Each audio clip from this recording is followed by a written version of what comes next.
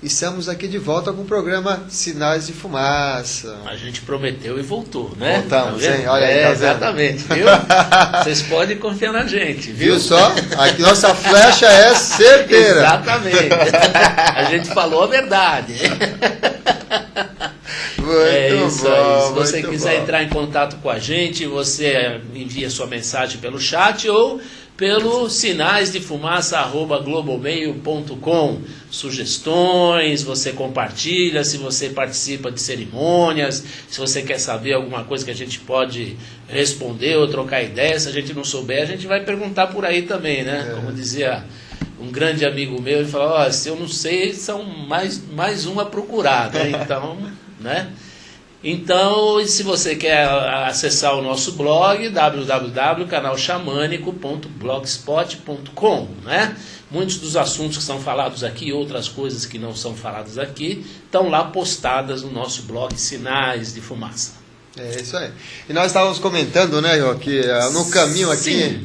em direção ao estúdio, a gente encontrou algumas crianças com seus cocares e com a face pintada, por ser o dia 19 de abril, e eles nas escolas então incentivam muito o cultivo e a valorização desse dia 19 para o dia do índio, né? Exato. E a gente estava conversando aqui no intervalo sobre a origem, né? A origem dessa data do dia 19 de abril. A história e o exercício que eu tenho é que, acho que se não me engano, em 1940 existia um congresso que acontecia todos os anos das reuniões dos estudiosos dos ameríndios, né? Dos índios das Américas. E isso aconteceu em 1940 no México. Só que o que acontece? Era um encontro, uma convenção, um congresso que sempre tinha os professores, os estudiosos, os pesquisadores, mas não tinha a presença dos índios. Porque os índios não iam para esses congressos, esses eventos, por receio de que o homem branco pegasse todo o conhecimento para ele, adquirisse aqueles conhecimentos e, entre outras coisas, relacionado com o passado da imposição do branco e a dominação e tudo mais, né?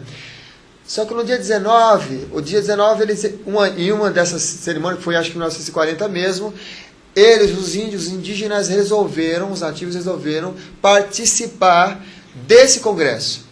E aí foi chamado Dia do Índio, que era o dia 19 de abril, que é o dia que eles optaram, que eles aceitaram, que falaram, não, eu vou participar, eu vou falar para o homem branco o que é a minha cultura e que eles respeitem e valorizem o que é a minha cultura. Então, foi o Dia do Índio, foi considerado, né? Acabou que se convencionou se tornar o Dia do Índio de 19, né? Um dia que é uma homenagem a esses primeiros que vieram a falar em público, academicamente, sobre a sua tradição, sobre os seus conhecimentos, e um grande congresso da reunião dos ameríndios, dos povos de várias tradições. E nesse dia foram várias culturas que estiveram presentes lá, trazendo a sua fala, e pôde-se aprender muito com eles.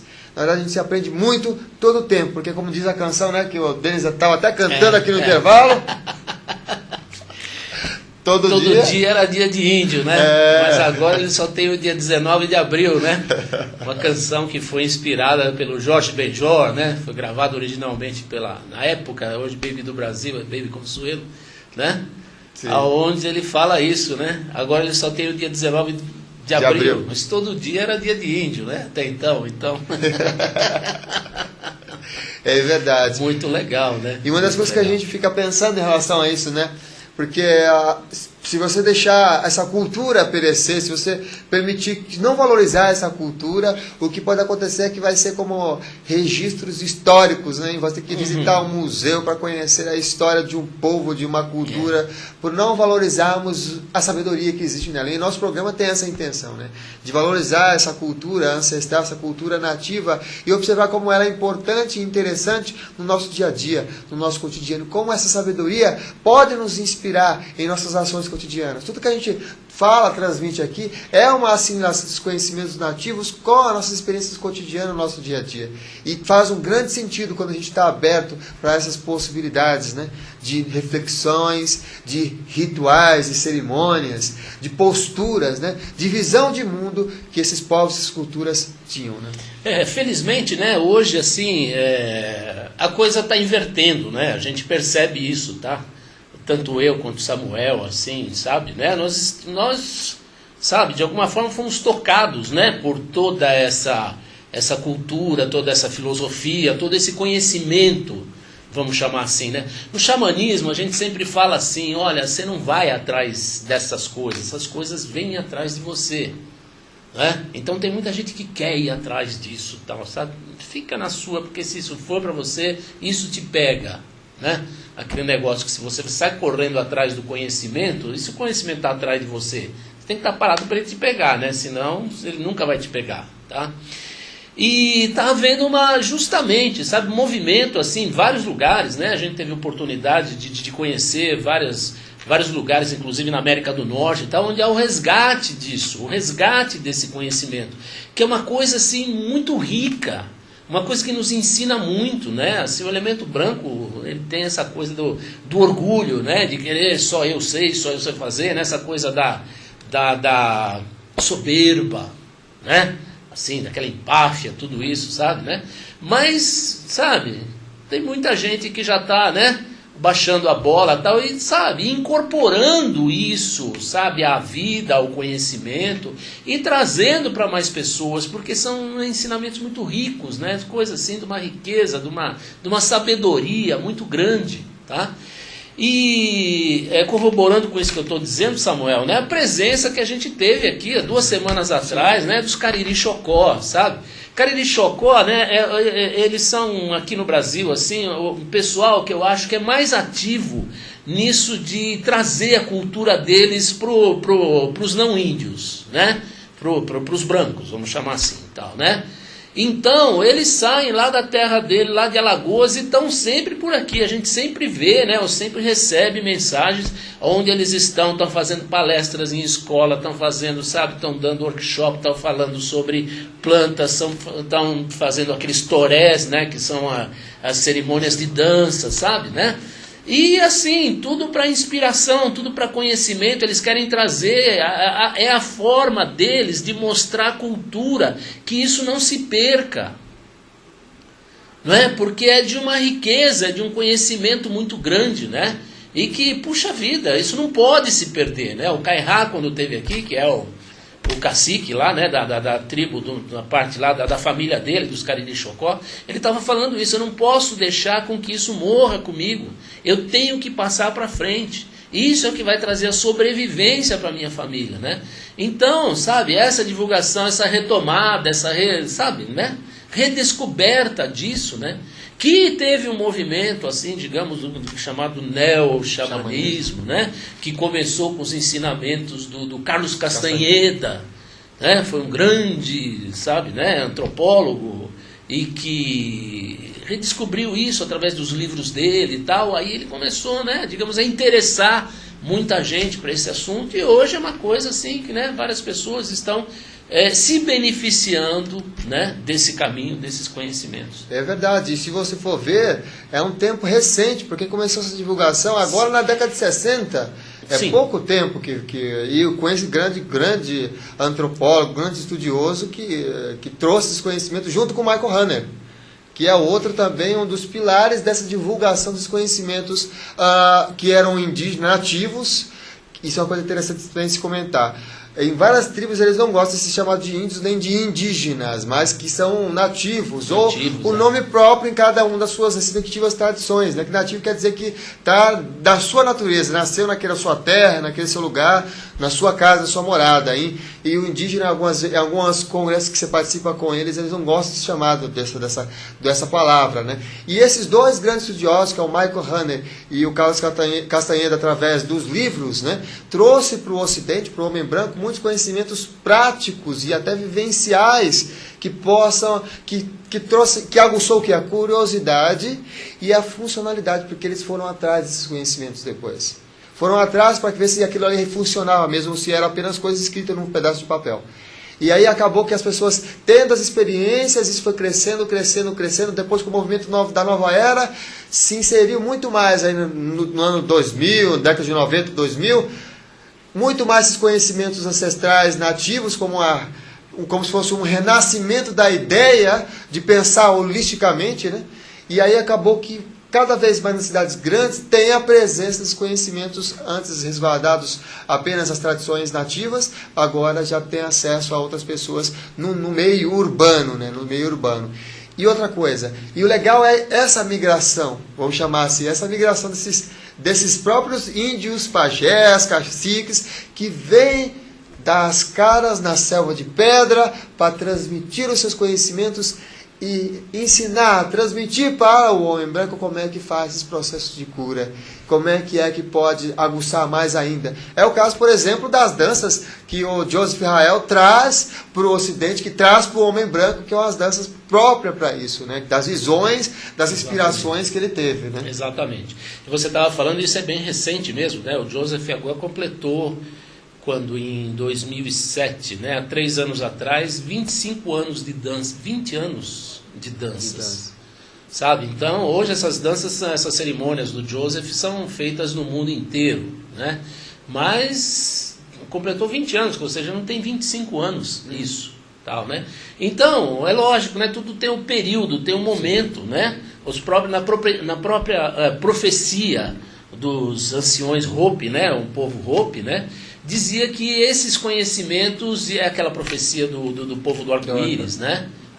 Que iam nascer crianças em vários lugares do mundo, né? Criança de olhos claros até, né? Que eles falam, né? Ou seja, né? Pessoas de outros lugares, mas que estariam falando sobre o sol, sobre a lua, não estariam poluindo as águas, estariam falando de consciência, tá? E trazendo uma nova mensagem, né? Então essas pessoas, elas são encarnadas em vários lugares, só que elas têm a alma vermelha. A identidade é a alma vermelha, né? Como se chama, tá, né? E essas pessoas são a profecia da tribo do arco-íris, né? E é interessante como várias nações, tá? Elas têm essas profecias. Os maias tinham essa profecia também do arco-íris. Aqui entre nós, os tupis guaranis têm essa profecia do arco-íris. O povo Hopi, né? Então, o que parece, né, é que esse momento é chegado. É chegado o momento desses ensinamentos, né, voltarem. Para quê? Para que haja, né, paz nas pessoas, para que haja equilíbrio, para que possa haver, sabe, mais amor entre as pessoas, né? Todas essas coisas que a gente sonha e quer, né? Tá? Então, né, como já dissemos até no programas anteriores, né? Pode ser uma utopia? Pode, mas é o que a gente quer e persegue. Então, arroa essa utopia, né? Que seja. É atrás dela que a gente vai, né? É isso aí.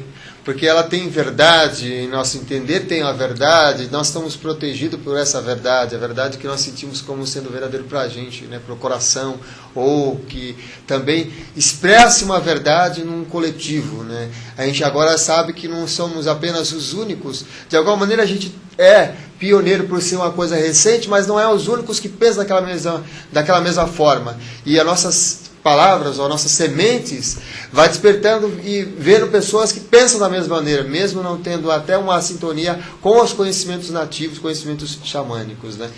Isso exatamente, exatamente. Bem de entender. Vamos colocar uma imagem, então? Vamos lá. Vamos colocar uma imagem nossa. Pedir aí para o Alexandre colocar uma imagem, que essa é uma imagem do Pena Branca. Pena Branca. Né? A imagem aí feita pelo Claudio Gianfardoni, né? Eu vou deixar aqui você falar um pouquinho das penas, que é muito bacana a explicação das penas. Vamos lá. Nossa, as penas, né? As do cocar. Cocar. Exatamente, né? Falou que a gente viu as crianças aí passeando cocar. O cocar, ele é feito de penas. Cada pena que existe num cocar, ela significa uma vitória. Significa uma coisa atendida, né? Uma vitória pode ser das várias. Imagina quantas vitórias a gente, né, faz por dia que a gente não percebe, né? Mas a cada vitória é colocada uma nova pena no seu cocar. Você pode ter certeza disso também, tá? Você está construindo o seu cocar e, né? Então, quando você vê aqueles cocares, né, como você está vendo aí do Pena Branca, sabe, né, o cocar dele, assim, todo imponente, todo bonito, é sinal de lindas vitórias, inúmeras vitórias, sabe, de coisas de cura, de coisa de conquista, de coisas de novos conhecimentos, sabe, de tratar pessoas, de trazer, assim, né, todo o conhecimento, toda a cura, né, de que se tem, sabe, assim, para as outras pessoas, né, o compartilhar dessa sabedoria toda, né. Então o espírito, né, esses espíritos, né, do Pena Branca, assim, sabe, eles são muito buscados, eles são muito admirados, né? Honrados, né, em várias tradições, né, nessas tradições de Umbanda, sabe, assim, né, são muito honrados, né, porque são os caboclos, né, são chamados caboclos. Todos os caboclos são os índios, né? Então, todos esses caboclos, eles têm o quê? Tem a sabedoria da cura, a energia da cura, né? Então eles são chamados quando eles aparecem, né, assim, quando a necessidade ali se faz, né? E são essas entidades assim que estão trabalhando incessantemente pela cura das pessoas, né? É o que mais fazem, né? É o que mais fazem. E quanto mais ajuda, maior fica o seu colocar. Exato. Quanto mais benefício e serviço a pessoa também compartilha, maior quantidade de penas vai ter nesse colocar. E observa que ele fica na cabeça porque qual é o sentido simbólico do colocar? É o símbolo de que esse portal ou esse centro de energia no topo da cabeça, como o chakra coronário, está aberto para entrar em sintonia com a força do céu, do Pai Céu. Então ele é um símbolo, como se na tradição hindu fala do lótus de 1000 pétalas. Então colocar é como se fosse esse símbolo, como se a cada pena fosse uma pétala aberta, de sintonia com um valor, com uma qualidade que ele alcançou através da superação, através dos desafios todos que ele transitou no processo da vida. Como se né? fosse uma pena, Como uma antena. Uma antena. Uma antena. Cada pena daquela antena que está captando, né, inspirações de vitória, do grande de cura, mistério, das conexões realmente do cosmos, da vida primeira, do Pai primeiro, de Tupã, de Wankatan, que tem dessa força maior superior de Tunkashila, que inspira esse ser que já está antenado, porque ele já passou por essas experiências, e a pena é o testemunho dessa experiência da vida. É a história contada numa pena que faz essa antena captar essa sabedoria que já está ali incorporada com ele, né? Aquilo é presença dele. É uma coisa muito bonita, né? Além do que esteticamente, né? Esteticamente é uma coisa bonita, né? Assim, aquela coisa toda colorida, né? Toda assim, sabe? Muito bem, né? Feito. Lógico, é como a coroa do rei, não é? A coroa do rei também tem o mesmo simbolismo, sim, né? Aqueles, eu não sei como chama, aqueles que Papa usa, que os cardeais usam, né? Aquele chapéu deles que são cônicos assim, né? Tudo isso tem um simbolismo de estar conectado, né? Conexão com, né, a divindade, né? Assim, com o interior, né? Então também é a mesma coisa, é o mesmo significado, né? Então ele vai no chakra mesmo, no coronário. Quer ver? Olha só essa imagem que a gente trouxe para vocês. E essa imagem aí que o Alexandre está colocando para a gente, é bem isso, né? Ele está caminhando ali com os pés no chão, mas acessando a realidade cósmica, que tem as estrelas. Esse é o símbolo. Nessa imagem eu observo o símbolo exatamente desse que tem essa conexão, que é o xamã, né? Ele está caminhando em outras dimensões, ele acessa as duas dimensões ao mesmo tempo. Ele tem a experiência da vida cotidiana e ele tem a experiência da vida espiritual, tudo junto. Nada separado, é tudo junto, tudo conectado, em sintonia com a pulsação desse tambor, o coração desse tambor da vida, né? Isso, né? E o tambor é a canoa, é o veículo que ele usa para navegar, né? Navegar é uma palavra muito compreendida hoje, né? Navegar por essas realidades. Sim. Navegar pelas realidades supraconsciente e outras dimensões, tudo isso. O veículo que ele se utiliza, né, é o tambor. O tambor na tradição, nas tradições andinas, né, ele também é chamado de canoa ou de cavalo, porque é ele que permite essas viagens que o xamã faz, né, por esses mundos, entre mundos, né, aonde ele vai, sabe, buscar o que é necessário para a cura. Tá? O xamã é aquele que tem o contato, né? Ele faz o contato entre todos os mundos. No mundo xamânico, a representação é de uma árvore, né? Como se a copa, com com as flores, com as folhas, fosse o mundo espiritual, né? O mundo dos espíritos, tá? Onde as raízes, né? Fosse o mundo, digamos, abissal, né? Assim, o lado negro das coisas, mas é da raiz, é onde as coisas acontecem, as curas são buscadas ali. Né? E o tronco em si, né, é essa realidade onde a gente vive, esse mundo consciente onde a gente vive. Então o xamã é aquele que circula livremente por esses três mundos, né? Ao mesmo tempo da inspiração, ele também pode ir lá ao mundo das profundezas, né, para ir buscar as curas necessárias e trazer aqui para a nossa realidade, para as pessoas que estão precisando. E o instrumento é o tambor. Exatamente. E a palavra xamã que nós conhecemos hoje, ela vem do tung siberiano, da palavra saman, que significa aquele que não perdeu a conexão, aquele que está sempre em sintonia, aquele que a gente reconhece um xamã pelo que ele desenvolve, né? Pelo que ele desempenha. Ele é aquele que traz a inspiração, aquele que traz a dança, aquele que traz as histórias, aquele que é o curador, aquele que é o líder em sua comunidade, aquele que traz aquela inovação. Ele é o palhaço, é aquele que faz o rei rir. Ele é o bobo da corte, ele é aquele que traz uma coisa diferente, ele é aquele que tira você da normalidade para você vivenciar uma outra realidade, que é aquela realidade de outra dimensão. Então ele tem muito essa conexão, essa sintonia. A gente falou do tambor, né? E uma das coisas que o tambor é utilizado está presente nessa outra imagem. Por favor, Ale. Que é as danças, né? Ah, nossa. Nas danças, olha... As danças cerimoniais, né? Uma coisa linda, maravilhosa lá, né? Você tá ali todo... Então, né, essas cerimônias sagradas, né? Elas se utilizam do tambor. O tambor é o veículo, né? Que faz as pessoas dançarem, entrarem em estados alterados de consciência, como a gente chama, né? Mas acessando a outras realidades, né? A batida do tambor, né? Ritmada assim, ela te coloca em outras, né? Outras dimensões, né? Você acessa estados alterados de consciência. Quando a gente vê aquele dançarino, ele não está dançando apenas naquele plano físico, ele está dançando outras dimensões. Exatamente. Ele está acessando outras formas de inteligência, ele está acessando outras formas, outras maneiras, outras danças. Podemos até dizer, numa realidade em comum, num mundo espiritual, numa outra vida. Ele está ali presente, mas está acessando outras vidas. Tanto que tem cerimônias que é participado, que a gente até tem a honra de participar, em que dançam as 7 gerações anteriores e as 7 gerações futuras, ao mesmo tempo que está dançando ali naquela dimensão. A gente que, por exemplo, gente que enxerga apenas com os olhos físicos, os olhos do nosso corpo físico, vai falar assim, está dançando apenas aquele plano. Não, mas ele está dançando outras tantas dimensões, porque ele está conectado com o espírito daquela dança, juntamente com o espírito das canções e até do som do tambor naquela cerimônia em específico, né? Exatamente, né? O significado das danças, né? De você, sabe, né? O movimento, a coisa da energia em movimento, sabe? Você trazer, você honrar, né? Tudo isso, né? Na tradição hindu, né? Existe o Shiva Nataraja, né? O dançarino cósmico. O dançarino cósmico, né? Ele está sempre criando e destruindo as coisas, né? É o ciclo da vida, né? Então é a dança de Shiva, né?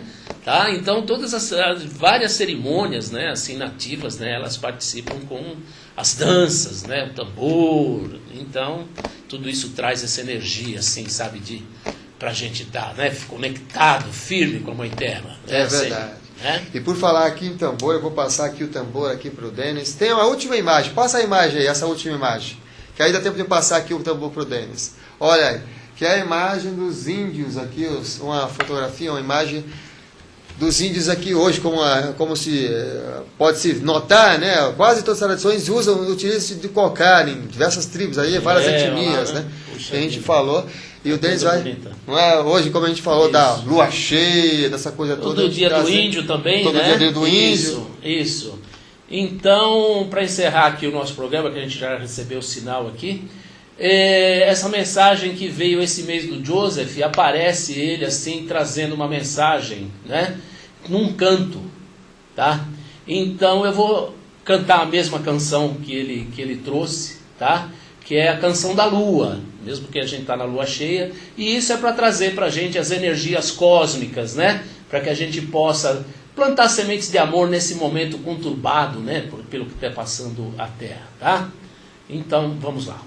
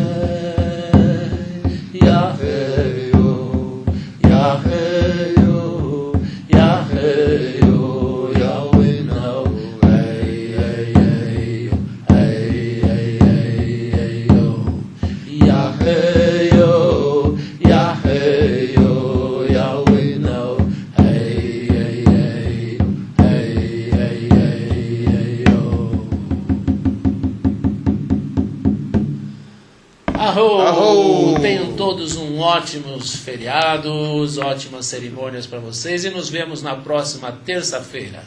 Arro! Tchau, arro!